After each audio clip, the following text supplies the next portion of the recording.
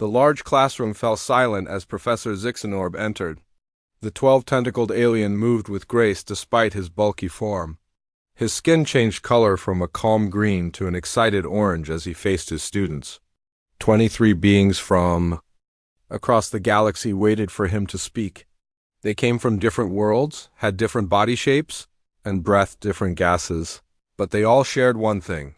They were the best students in the Galactic Academy of Xenobiology. "Today I will announce this term's field study location," said the professor. His voice translator made his complex sounds into words they all could understand. "We have received special permission to visit a planet that has been off-limits for study until now."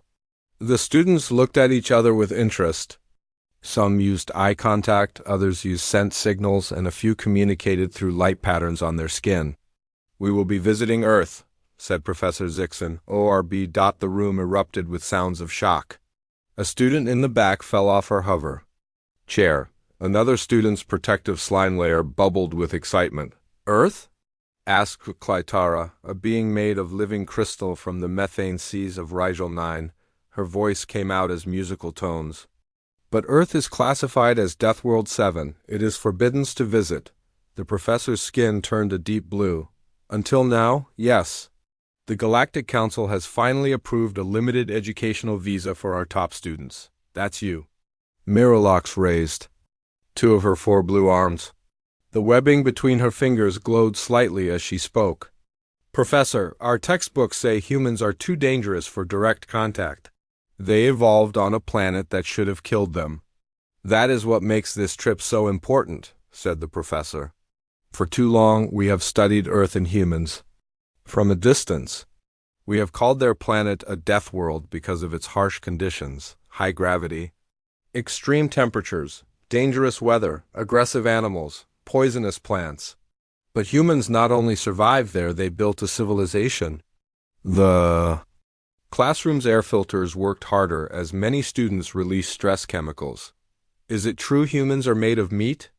asked Vexcar, a cloud of connected gas particles that formed a roughly humanoid shape. "And they drink liquid water?" "Yes to both," said the professor. "And they breathe oxygen, a gas that would destroy most of your bodies through rapid oxidation." "More stress chemicals filled the air. "They are born in pain, live in constant danger, and die after less than 100 cycles," continued the professor. "They break easily. Their skin can be cut by simple paper. Their bones snap under modest pressure. They have no natural armor, no venom, poor senses, and cannot regrow lost body parts." "Then how did they survive?" asked a small green student. From the back, the professor's skin turned purple. "That is what we will learn. The Galactic Council wants to know if humans are dangerous because they evolved in a dangerous place, or if there is something else that explains their success." A display screen lit up at the front of the room, showing a blue-green planet with white cloud swirls. "Earth has only recently developed faster-than-light travel," explained the professor. "They joined the Galactic Communication Network just 15 years ago. Since then, they have shown remarkable adaptation to galactic society, but the Council remains cautious." Miralax studied the planet with all 4 of her eyes. She had secretly accessed old records about Earth and had become fascinated with humans. The records suggested that humans had survived conditions that would have killed most other species. "We will leave in 3 days," said the professor. "We will spend 1 month on Earth. You will be staying in a special facility built for non-Earth life forms. You will meet your human guides, Daniel Wright and Samantha Miller. They work for Earth's government as experts in helping non-humans adjust to Earth conditions." The professor showed pictures of the 2 humans. They looked almost identical to most of the alien students, just different colors of fur on top of their heads. "How do we tell them apart?" asked Clytara, her crystal body reflecting light and confusion patterns. "By their coverings and voice?" "Patterns, mostly," said the professor. "Also, humans come in different colors, though they all share the same basic structure." Miralax felt her heart chambers beat faster. She had studied hard to earn her place on this trip. On her water world of Aculis 4, She had been an oddity too interested in dry worlds, too curious about dangerous places. Now she would see the most dangerous known planet that supported intelligent life. After class, she approached the professor. "Sir, is it true that humans often harm each other?" The restricted files mentioned something called wars. The professor's skin darkened. Yes, humans have a complex history of both cooperation and conflict. This is part of why the Council classified Earth as a death world, not just because of its natural dangers, but because its dominant species can be unpredictable. But they were approved for contact," said Miralax. Yes, something changed the Council's assessment in recent years. Perhaps we will discover what during our visit. For the next 3 days, the students prepared for their journey. They studied Earth's atmosphere, gravity, and temperature ranges. They practiced using their personal shields and environmental suits. They learned basic human greeting customs and which topics humans considered private. On the departure day, they boarded the academic vessel Stellar Seeker. The ship was designed for educational missions, with special quarters for each type of alien biology. As they strapped into their acceleration couches, Miralax felt both fear and excitement. "We are now leaving orbit," announced the ship's AI. "Next stop, Sol System, planet Earth, estimated travel time, 3 days." As the stars blurred outside the viewports, Miralax wrote in her journal, "We are going to a world where water falls from the sky as a liquid, where the ground shakes without warning, where invisible radiation from the planet's star can damage cells, where the residents eat other life forms to survive. And somehow this is where humans not only lived, but thrived. I must understand how. I must learn what makes humans different from us." She closed her journal as the ship jumped to faster-than-light speed. In 3 days, she would begin to find answers on the mysterious death world called Earth. The ship, Stellar Seeker, came out of faster-than-light travel with a small shake. Through the large viewing windows, the alien students saw the blue-green planet Earth for the first time with their own eyes. Some made sounds of wonder, others backed away from the windows in fear. "It looks so ... wet," said Vexcar, the cloud-like being whose body would dissolve in water. "And the gravity readings are terrifying," said Clytara, whose crystal form might crack under Earth's pull. "Professor." Zixanorb's skin turned a calm blue. "Remember your training. Your personal shields will help protect you from Earth conditions. We will start with short visits outside and gradually increase exposure time." The ship received permission to land from Earth Space Control. They were directed to a special landing area in a place called Wyoming. The ship's computer showed them it was a less crowded part of Earth with wide open spaces. "The landing site is a research facility built for visitors from other worlds," explained the professor. "It has rooms with different environments for each." "Of your species?" Miralax checked her personal shield device one last time. As a water-breathing being, she would need help to process Earth's oxygen-rich air. The device would filter air through a special liquid similar to her homeworld's oceans. The ship landed with a gentle bump. The external cameras showed a flat area with short yellow-green plants covering the ground. In the distance, tall brown and green things reached toward the sky. "Those are called trees," said the professor. "They are plant life but can grow, taller than many buildings." A small group of humans waited on a flat stone area near the ship. They wore matching blue outfits. "Prepare for gravity adjustment," warned the ship's computer. The students felt the change immediately. The ship had been creating artificial gravity similar to their homeworlds. Now it slowly changed to match Earth's pull. Many students struggled to stand. Miralax felt like her forearms had heavy weights attached to them. "It's like my body wants to become one with the floor," complained a slug-like student from a low gravity. "Moon, you will adjust," said the professor. "Humans live with this pull every moment of their lives." The airlock door opened with a hiss. A ramp extended down to the ground. The professor went first, his 12 tentacles working harder than normal to move his body. One by one, the students followed. Each step was difficult. Their bodies felt wrong in this heavy pull. The air felt thick and strange against their protective shields. Outside stood 4 humans. 2 males and 2 females based on the information they had studied. One male stepped forward with a raised hand. "Welcome to Earth, I'm Daniel Wright," he said. His voice was deeper than Miralax had expected. "This is Samantha Miller, my colleague." He pointed to a female human with long yellow head fur. "And I'm Dr. Alan Parker, director of this facility," said the older male human. "This is our security chief, Lisa Johnson." He gestured to a female human with short, dark head fur who stood. Very straight. Professor Zixenorb extended a tentacle in greeting. "Thank you for hosting our academic visit. My students are eager to learn about Earth firsthand." Miralax studied the humans carefully. They looked so fragile. Their skin was thin and exposed. They had no protective shells, no extra limbs, no visible defense mechanisms. Yet they stood there, comfortable in conditions that were making the alien students struggle. "Please follow us inside," said Samantha. "We've prepared welcome refreshments suitable for each of your biological needs." They walked slowly toward a large white building. Each step was hard work for the aliens. Clytara needed help from a hoverpad to move her crystal body. Vexcar's containment suit hummed loudly as it fought against Earth's gravity. Inside the building had a large room with different sections.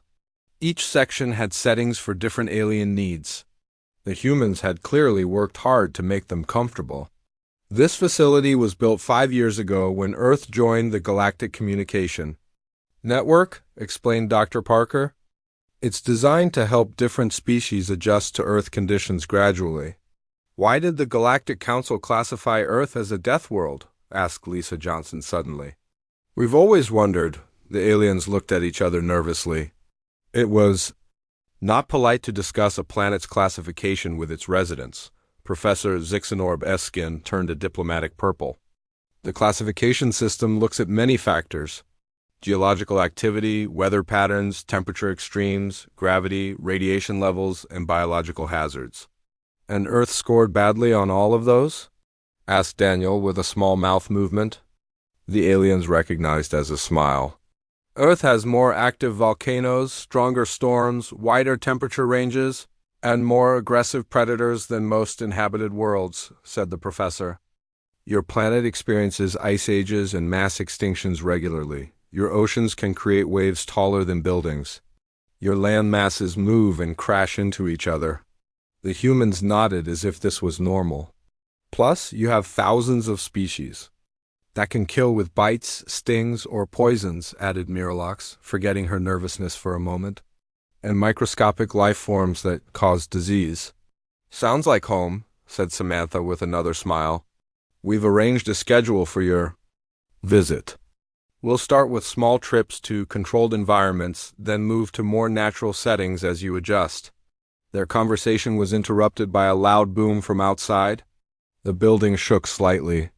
Several alien students activated emergency protocols in their suits. Clytara's crystal body vibrated in fear frequencies. "What attack is this?" asked Vexcar, their gas body swirling in panic patterns. The humans looked confused. Then understanding crossed their faces. "It's just thunder," explained Daniel calmly. "Electrical discharge in the clouds. A storm is coming. It's normal weather here." "You mean your atmosphere regularly creates explosions?" asked Miralax. "Yes, especially in this region during summer," said Lisa. "Sometimes with lightning that can start fires or damage buildings. But don't worry, this facility has excellent protection." The aliens watched through a window as water began to fall from the sky in large drops. The drops hit the ground with force, creating small explosions of wet dirt. Wind bent the trees in the distance. More booming sounds came from the dark clouds. "And you live with this?" asked Clytara. "We even sleep through it," said Samantha. In fact, many humans find the sound of rain relaxing. Miralax watched the humans standing calmly while their world raged outside. Perhaps this was the first clue to understanding Earth's death world status. The humans didn't just survive here, they were so used to danger that they hardly noticed it. She made a note in her datapad. "Earth doesn't just have weather. It has weaponized atmosphere, and humans sleep through it without concern. The truth about Earth was going to be more complex than she had imagined. By the end of their first week on Earth, the alien students had started to adjust to the higher gravity. They still used their personal shields, but could move around more easily now. Miralax found that her forearms were becoming stronger. Claytara's crystal structure had adapted to the pressure. Even Vexcar's gas form seemed more stable in their containment suit. "Today we visit our first Earth location outside the facility," announced Professor Zixenorb at breakfast. His skin was an excited orange color. "We will see a farm." "What is a farm?" asked a small green student. "It's where humans grow their food," explained Daniel Wright. "Plants and animals that they eat." Several students made sounds of disgust. On most advanced planets, food was created in laboratories, not grown in dirt. "Remember," said Samantha Miller, "humans are biological beings who need to eat other biological matter to survive. This is normal for them." They boarded a large vehicle, with special sections for each alien biology type. The drive to the farm took 30 minutes. Through the windows they saw open spaces covered with yellow-green plants swaying in the wind. In the distance, large brown animals stood in groups. "Those are cows," said Daniel. "We use them for food and other products." "You eat those large creatures?" asked Miralax, shocked. "Parts of them, yes," said Samantha. "We'll explain more at the farm." The vehicle stopped at a collection of buildings. A human male waited for them. He had darker skin than Daniel or Samantha and wore blue leg coverings and a red upper covering. "Welcome to Rodriguez Family Farm," he said. "I'm Frank Rodriguez. My family has owned this land for 4 generations." The aliens carefully exited the vehicle. The open space made some of them nervous. There was so much sky above them. No walls or ceiling for protection. "It's so exposed here," whispered Claytara, her crystal form reflecting sunlight in stress patterns. Frank led them to a field where plants grew in straight lines. He bent down and put his hands directly into the soil. "This is our vegetable garden," he said. "We grow food here in the dirt." "You touch the dirt with your bare skin?" asked Trelvin, a gaseous entity in a humanoid exosuit. "Aren't you afraid of the billions of tiny organisms living in it?" Frank laughed. "Those microbes help the plants grow. Some even help keep us healthy. My family has worked with this soil for over 100 years. A younger human female approached them. She looked similar to Frank, but smaller. "This is my daughter, Nina," said Frank.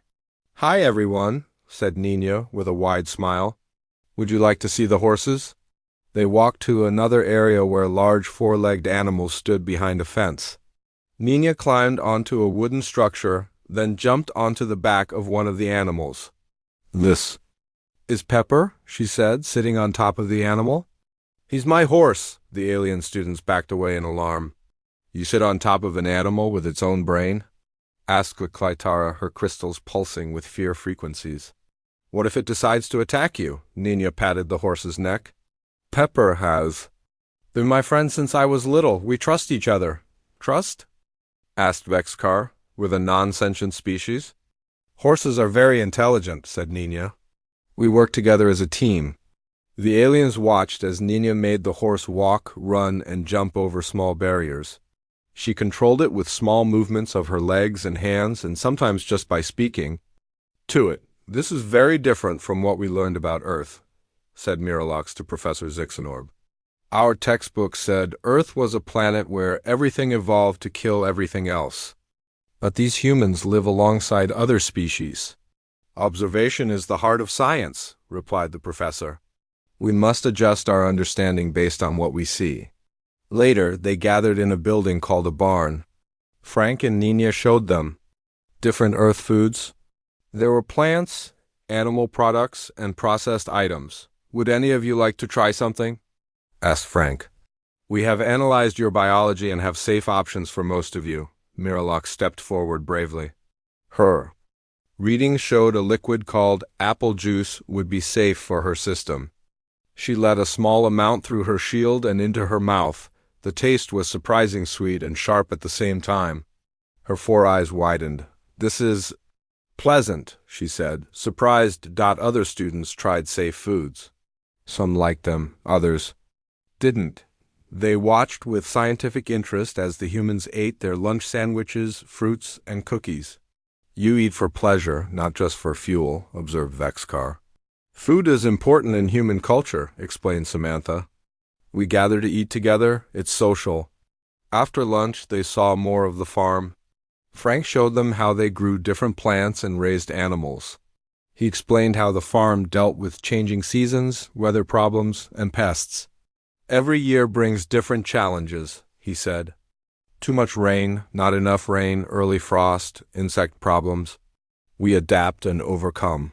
"How do you survive with so many variables?" asked Clytara. "That's farming," said Frank with a shrug. "It's never easy, but it's worth it." As they prepared to leave, Miralax noticed Mina playing with small furry animals. "What are those?" she asked. "Those are dogs," said Daniel. "They're companions, not food animals."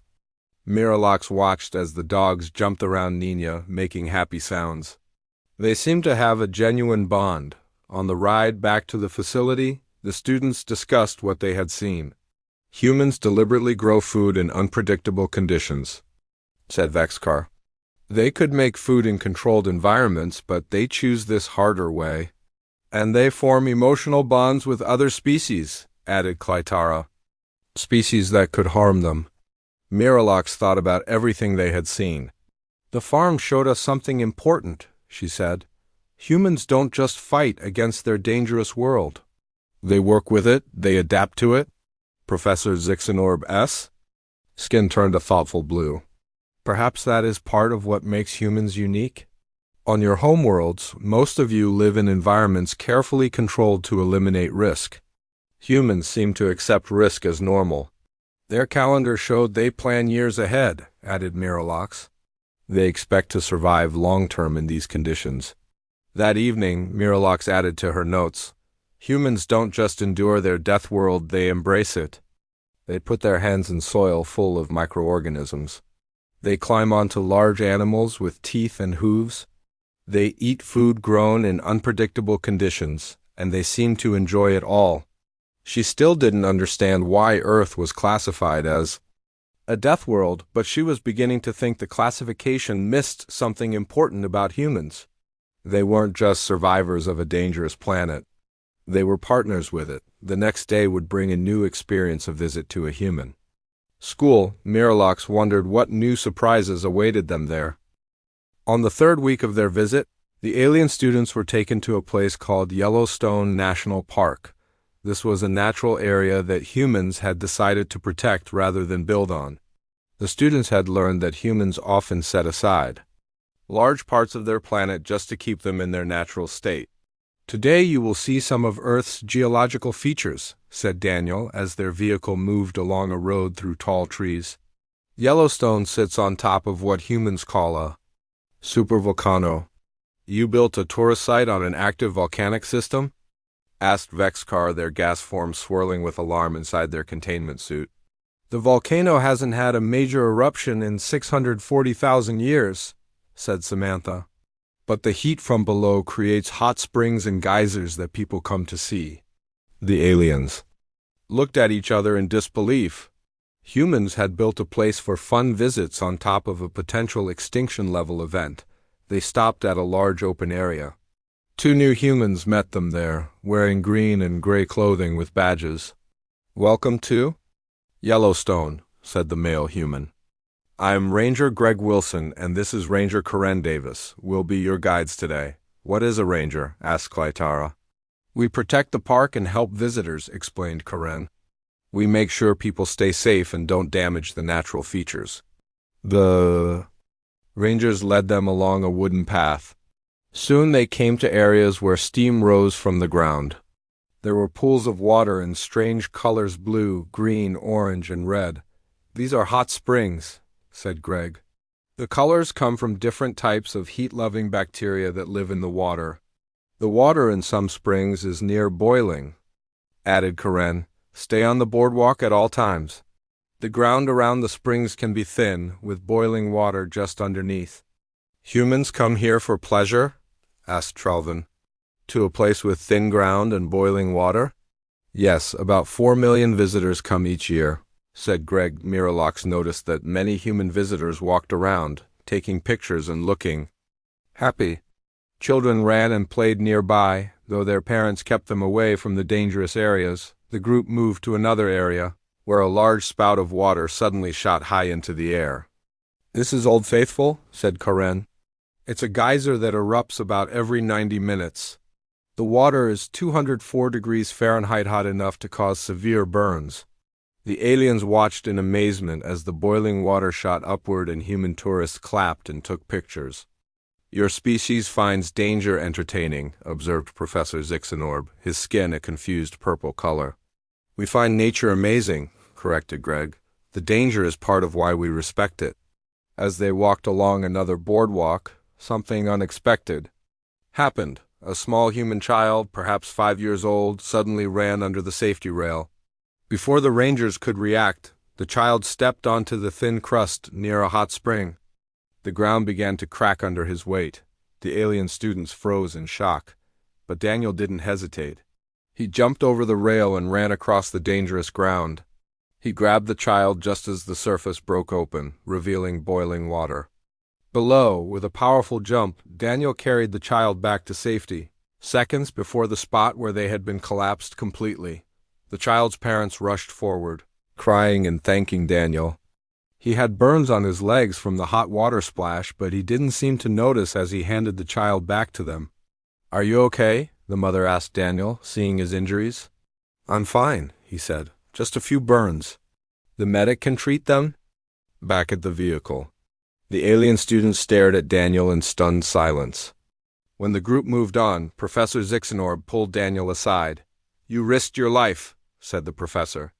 Why? The child was not related to you? Daniel looked confused by the question. He was in danger. Anyone would have done the same. No, said the professor. On most worlds, individuals do not risk themselves for unrelated others. It is not logical, Daniel shrugged. It's human nature. We help each other. That evening, as medics treated Daniel's burns at the facility, the students gathered to discuss what they had seen. He didn't even think before acting, said Miralox. He just moved. Humans have shorter lives than most of us, said Clytara. Yet he risked his limited lifespan for a stranger's child. Their conversation was interrupted by an alarm. Red lights flashed throughout the facility. What's happening? Asked Vexcar, their gas form contracting in fear. Dr. Parker and Lisa Johnson rushed into the room. There's a forest fire about 5 miles from here, explained Dr. Parker. It started from a lightning strike? The wind is pushing it in our direction, added Lisa. We're preparing for possible evacuation. Should we return to our ship? Asked Professor Zixenorb. Not yet, said Lisa. Fire crews are working to contain it. We'll monitor the situation. Through the facility's windows, the aliens could see smoke rising in the distance. Soon, emergency vehicles with flashing lights raced past on the nearby road. Those are firefighters, explained Samantha. They're going toward the danger to stop the fire. They move toward danger? Asked Trelvin, in disbelief. Yes, to protect others, said Daniel. Limping into the room with bandaged legs, the aliens watched the activity outside with growing concern. More emergency vehicles arrived. Some humans were setting up equipment to monitor the wind and fire movement. Others were preparing buildings by spraying them with water. When the wind suddenly shifted, bringing smoke toward the facility, Dr. Parker made a decision. We need to move to the backup location, he announced. Everyone gather your essential items. The transport vehicles will be ready in 15 minutes. The evacuation was surprisingly orderly. The alien students had expected panic, but the humans moved with calm purpose. Local residents arrived to help load equipment. Someone brought extra oxygen tanks for the aliens who needed them. Children were loaded into vehicles first, then elderly humans, then everyone else. As they drove away, Miralox watched the humans working together. There was no fighting over resources or escape routes. Instead, there was cooperation and mutual assistance. Notice, she said to her fellow students, they're not competing during this crisis, they're cooperating. Claytara's crystal structure vibrated with a new thought. Our textbooks described humans as dangerous because they evolved on a death world. But what if that's not what makes them dangerous at all? What do you mean? Asked Vexcar. Most species that evolve on dangerous worlds become focused on individual survival, explained Claytara. They compete fiercely and care only about themselves. Humans do the opposite. They run into danger to save others. They work together during crises. Miralax watched as human strangers helped each other load belongings into vehicles, share water, and check on each other's needs. Perhaps, said Professor Zixenorb, his skin a deep thinking blue, this is what the Galactic Council fears about humans. Not that they are aggressive survivors of a harsh world, but that danger has made them unusually cooperative. The transport. Vehicles moved slowly through the smoke-filled air. Ahead they could see their temporary shelter school building in a small town. More humans waited there to help them. Miralax added to her growing understanding of Earth. This death world had created something unexpected, a species that became stronger, not through individual toughness, but through helping each other. On their final week on Earth, the alien students returned to the main facility. The fire had been contained without reaching the buildings. The students were busy preparing their research reports when something unexpected happened. The ground began to shake, gentle at first, then stronger. Items fell from shelves, lights swayed from the ceiling. Earthquake, shouted Daniel. Everyone get to safety positions. The alien students panicked. On their worlds, the ground did not move. Many activated their emergency protective systems. Claytara's crystal form vibrated in terror. Vexcar's gas body swirled violently in their containment suit, but the humans moved with practiced order. Lisa Johnson called out instructions. Daniel and Samantha helped the aliens move to doorways and under sturdy tables. Dr. Parker quickly checked the building systems on a computer panel. The shaking lasted 45 seconds, but to the aliens it felt much longer.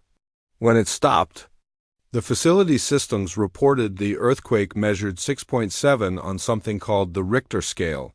Is this normal? Asked Professor Zixenorb, his skin a pale green of distress. For this region, we get earthquakes sometimes, said Dr. Parker. This was a strong one, but the building is designed to handle it. Your planet's crust regularly moves, and you just accept this? Asked Trelvin. We can't stop plate tectonics, said Samantha with a small smile, so we adapt. What happened next surprised the aliens even more. The facility quickly transformed into what the humans called an emergency response center. Local people arrived, some with minor injuries from the earthquake. Others came to offer help. The humans organized themselves without anyone giving orders. Daniel's communication device made a sound. He answered it, listened, then turned to the group. The town 20 miles east was hit harder than us, he said. They need medical supplies and help clearing roads. Dr. Parker, can we offer assistance? Absolutely, said the director. We'll send Team B with supplies. Lisa, coordinate with the town emergency services. Within minutes, a group of humans loaded supplies into vehicles and departed. Others set up communication systems to check on nearby areas. Some prepared food and drinks for everyone working. Do you prepare for disasters like this often? Asked Miralax, watching the efficient activity. We have to, said Samantha. Earth throws a lot at us. Storms, fires, floods, earthquakes, volcanic eruptions, disease outbreaks. Being ready is part of being human. As the day progressed, the alien students found themselves helping too. Miralax used her 4 arms to organize supplies. Claytara's crystalline body provided light when the power briefly failed. Even Vexcar helped by using their containment suit scanner to check building structures for damage. That evening, as things calmed down, the students gathered with their human guides in the facility's main room. Local residents had brought food for everyone, and people sat in groups, talking quietly. I think I understand now, said Miralax. The true meaning of Earth's Deathworld status. What do you mean? Asked Daniel. We thought Earth was classified as a death world because of its physical dangers, she explained. The extreme weather, geological activity, dangerous animals, and diseases. But that's not the real reason. Professor Zixanorb's skin turned a deep purple of realization. She's right. The Galactic Council classified Earth as dangerous not because of the planet itself, but because of what it did to humans. Dr. Parker looked interested. And what did Earth do to us? On most dangerous worlds, explained Clytara, species evolved to be selfish and competitive. They focus only on their own survival. But humans did the opposite. Earth's dangers made you cooperative, added Vexcar. Instead of fighting each other for resources, you learned to work together against external threats. The Council fears humans not because you are violent products of a violent world, said the professor, but because you have something most other species lack, the ability to unite and become stronger when facing extinction-level threats. Daniel and Samantha looked at each other with surprise. We never thought of it that way, said Samantha. To us, helping each other just seems natural. It's not natural in the rest of the galaxy, said Miralox. Most species compete more than they cooperate. Even in my world's oceans, we focus on individual or small group survival. But humans form giant cooperative groups, said Clytara. You work with strangers during disasters. You risk your lives for people you don't know. And you extend that protective instinct to other species, added Vexcar. Like how you helped us during the earthquake and fire. Dr. Parker nodded slowly. So the Galactic Council isn't afraid of our planet. They're afraid of what our planet made us become. Yes, said Professor Zixanorb. A species that becomes more unified and stronger when facing danger is unpredictable in galactic politics. But why keep Earth isolated for so long? Asked Lisa Johnson. I suspect the Council needed to understand you better, said the professor, to see if your cooperation extended to other species or only to yourselves. The next morning, the alien students prepared to leave Earth. Their ship, the Stellar Seeker, was ready for the journey home. The local humans organized a farewell gathering with food, music, and small gifts. We hope you'll tell others about what you learned here, said Dr. Parker. About what Earth is really like. We will, promised Miralox. Though I'm not sure others will believe us. As the alien students boarded their ship, each reflected on what they had discovered. Earth wasn't just a planet with dangerous conditions. It was a place that had shaped its dominant species in unexpected ways. Once in orbit, Professor Zixanorb gathered the students for a final discussion before their journey home. What is your most important observation from our visit? He asked. Miralox spoke first. The true lesson of Earth is not about death at all. It's about how the constant presence of death created a species uniquely equipped for life. Humans don't just survive adversity, they're strengthened by it. Clytara's crystals glowed with new understanding. Earth isn't a death world, it's an evolution world. It doesn't just challenge life, it transforms it. And humans extend their protective instinct to others, added Vexcar, even to alien visitors like us. As the Stellar Seeker accelerated away from Earth, Miralox looked at the blue-green planet one last time through a viewport. Her 4 eyes blinked with emotion. We came to study what makes Earth dangerous, she said quietly. Instead, we discovered what makes humans special. The ship jumped to faster-than-light speed, leaving Earth behind. But the alien students carried with them a new understanding of the planet and its people. They would share this knowledge with their worlds. Earth wasn't feared because it was a planet of death. It was respected because it had created a species that chose life and cooperation, even in the face of constant challenges. The truth behind Earth's Deathworld title wasn't about danger at all. It was about hope.